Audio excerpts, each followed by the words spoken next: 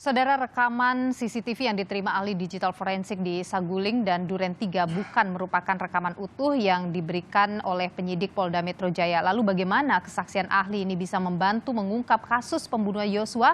Kita bahas, saudara, petang hari ini bersama dengan pakar hukum pidana Universitas Pelita Harapan Christine Susanti, dan juga hadir ada pakar psikologi forensik Reza Indragiri. Saya ingin ke Mbak Christine dulu. Selamat petang Mbak Christine dan Mas Reza.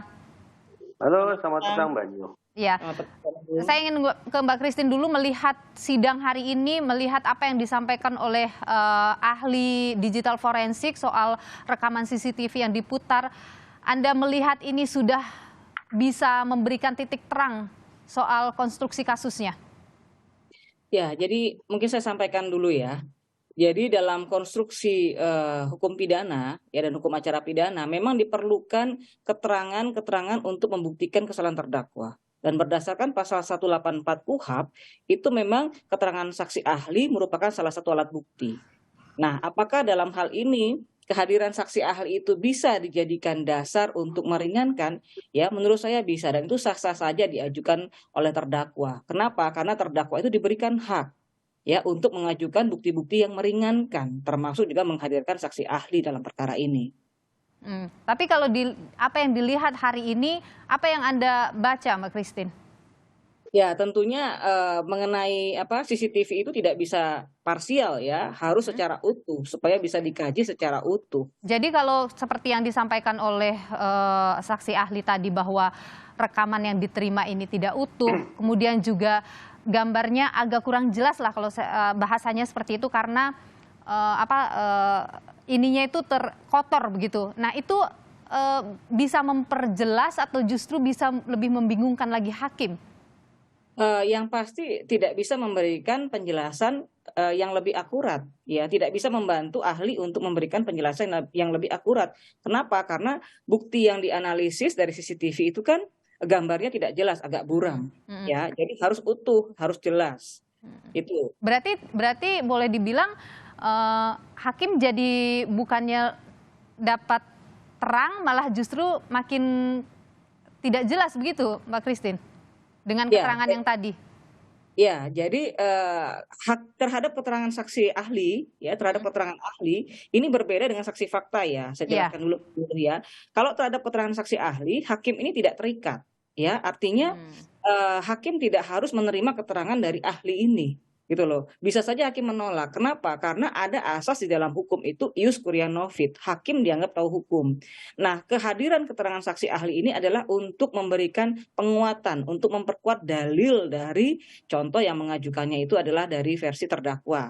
Nah, untuk memperkuat dalil. Tetapi kalau hakim mau mengabaikan karena ini tidak bisa dianalisis maksimal ya atau menolak keterangan ahli ini, bisa saja, boleh. Karena ada hal yang berbeda tadi ya dalam persidangan, misalnya ketika Richard Eliezer sebelumnya menyebut bahwa ada sarung tangan, tetapi ternyata dalam rekaman CCTV yang dihadirkan tadi tidak ada sarung tangan itu, artinya hakim bisa saja menggunakan keterangan saksi ahli ini, bisa juga mengabaikannya dan memilih keterangan Richard Eliezer, begitu?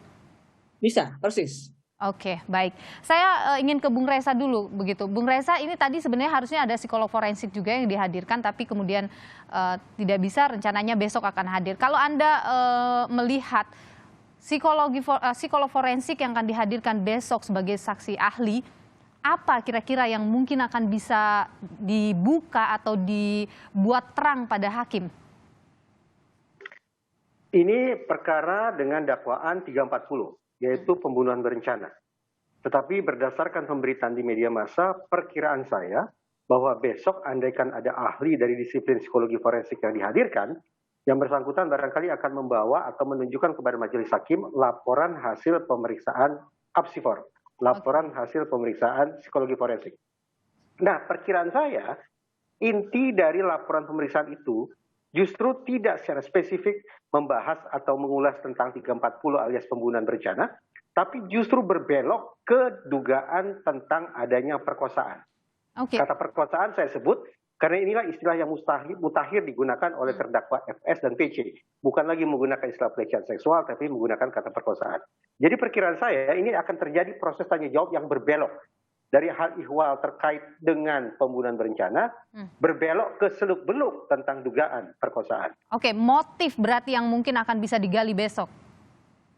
Tampaknya demikian. Nah, pada sisi itu saya membayangkan ada tanda petik kebingungan atau posisi yang jadi tidak begitu jelas pada diri jaksa penuntut umum. Mengapa?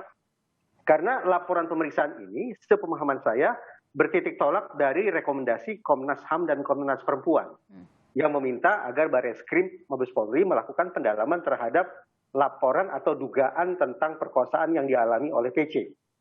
Dari adanya rekomendasi itu, lantas Barreskrim Mabes Polri melibatkan Apsifor. Yeah. Jadi kita bisa bayangkan alur dari Komnas HAM, Komnas Perempuan sampai ke Apsifor adalah justru memposisikan PC sebagai terduga korban. Sementara mendiang Brigadir Yosua terposisikan sebagai terduga pelaku. Padahal tadi saya katakan kasus ini sesungguhnya bukan membahas tentang perkosaan.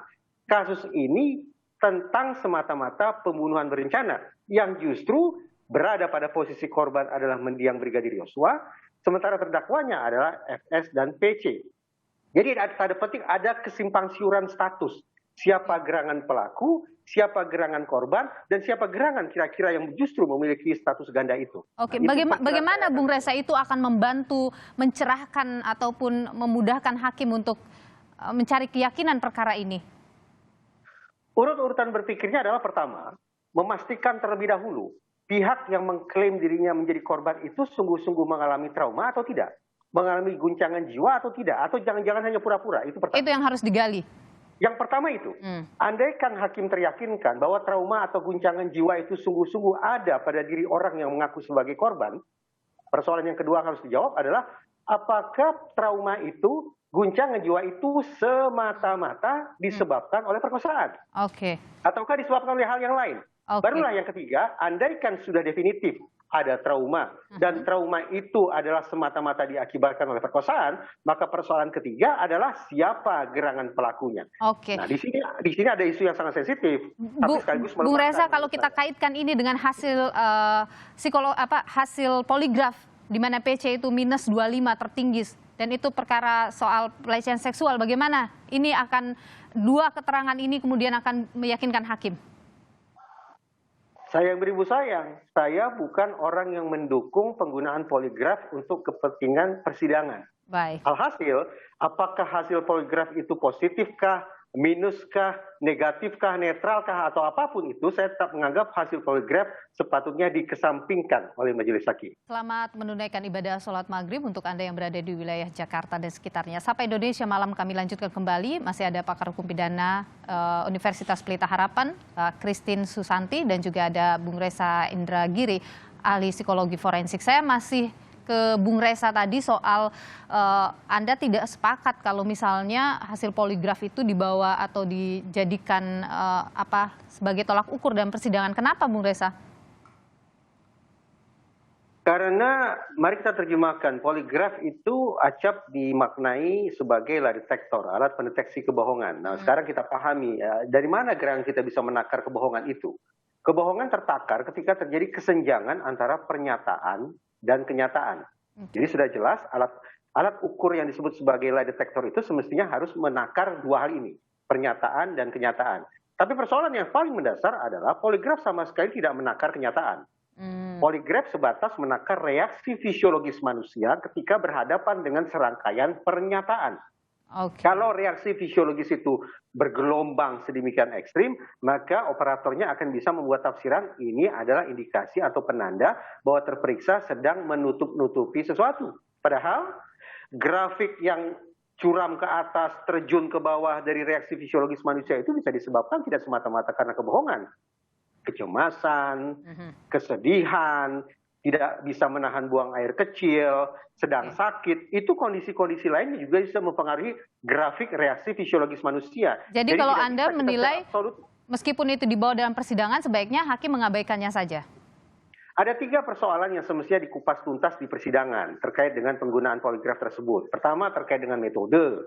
Kedua, ethics. Dan yang ketiga, ujung-ujungnya adalah admissibility. Seberapa jauh kemudian laporan atau hasil pemeriksaan poligraf tersebut layak atau tidak diajukan sebagai alat bukti. Baik, saya kembali ke Mbak Christine lagi. Kalau kita melihat sejumlah saksi ahli yang sudah dihadirkan dalam persidangan, dalam pandangan Anda ini lebih menguntungkan siapa, Mbak Christine?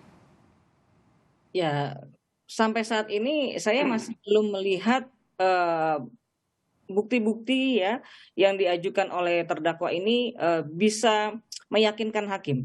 Kenapa? Kenapa? Karena saya melihat ketika terdakwa ini mau mengajukan dalil pembelaan ya dengan menggeser ya ke arah adanya peristiwa perkosaan ya pelecehan seksual ya ini harus didukung oleh keterangan-keterangan atau alat bukti yang valid. Nah, alat Oke. bukti dalam hukum pidana kita itu merujuk pada keterangan saksi ya, merujuk pada hasil visum. Oke. Kalau memang perkosaan. Kalau Ya. korban sendiri yang menceritakan, apakah itu tidak bisa kita anggap sebagai salah satu bukti gitu? Dan ada Korban juga ditambah dengan apsifor dari Putri Chandrawati juga dia menyebutkan hal yang sama terjadi perkosaan itu. Bagaimana? Ya, kita tahu ya bahwa konstruksi hukum pidana, rumusan deliknya mengatakan bahwa perkosaan itu kan ada persetubuhan ya, Mm-mm. ada persetubuhan. Nah, itu kan harus dibuktikan benar tidaknya ada persetubuhan.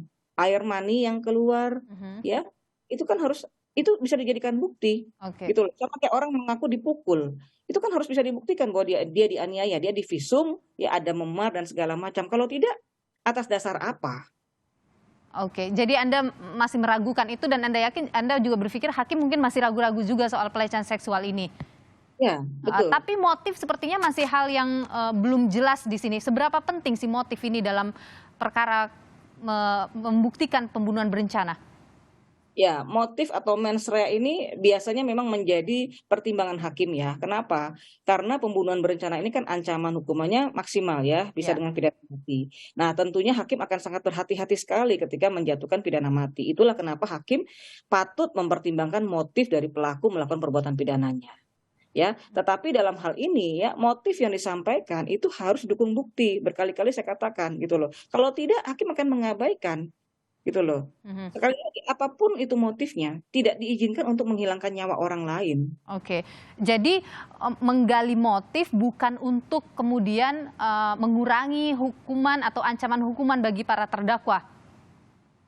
Akan mempertimbangkan motif akan menjadi hal kebijakan hakim dalam mempertimbangkan hukuman ya berat ringannya. Contoh, oh dia mungkin tidak akan dipidana mati karena ini gitu loh.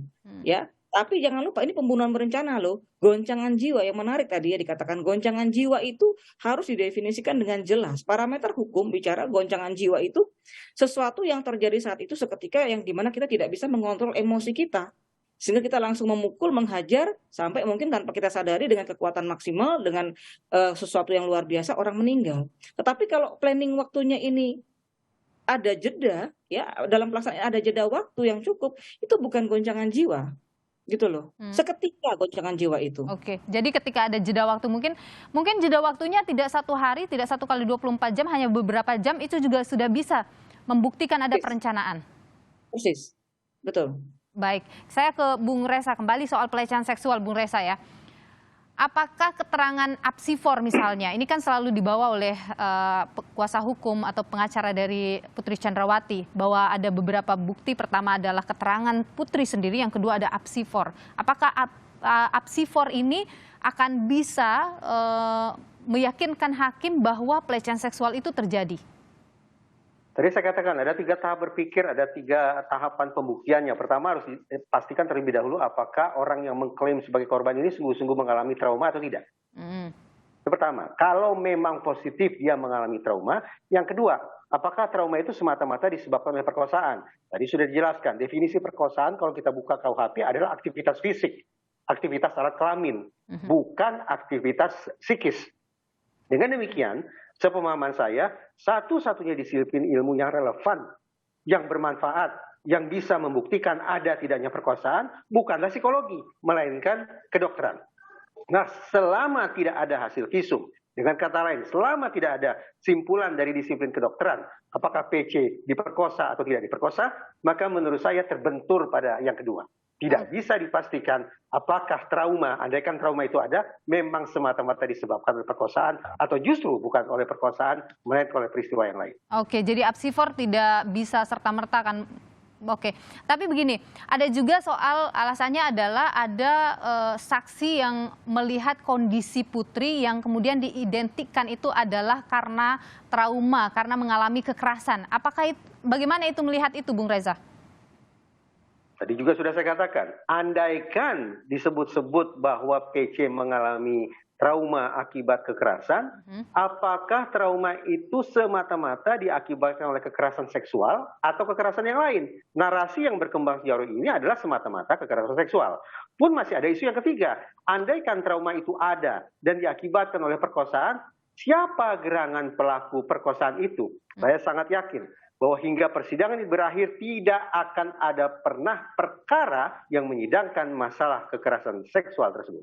Oke, jadi pelecehan seksual ini meskipun terus dipakai, tapi kembali lagi semuanya nanti akan kepada keyakinan hakim melihat keterangan-keterangan baik itu ahli maupun juga saksi-saksi yang dihadirkan. Bung Reza Indragiri, ahli psikologi forensik, dan juga Mbak Christine Susanti, pakar hukum pidana Universitas Pelita Harapan. Terima kasih sudah berbagi informasi di Sapa Indonesia Malam. Sehat selalu.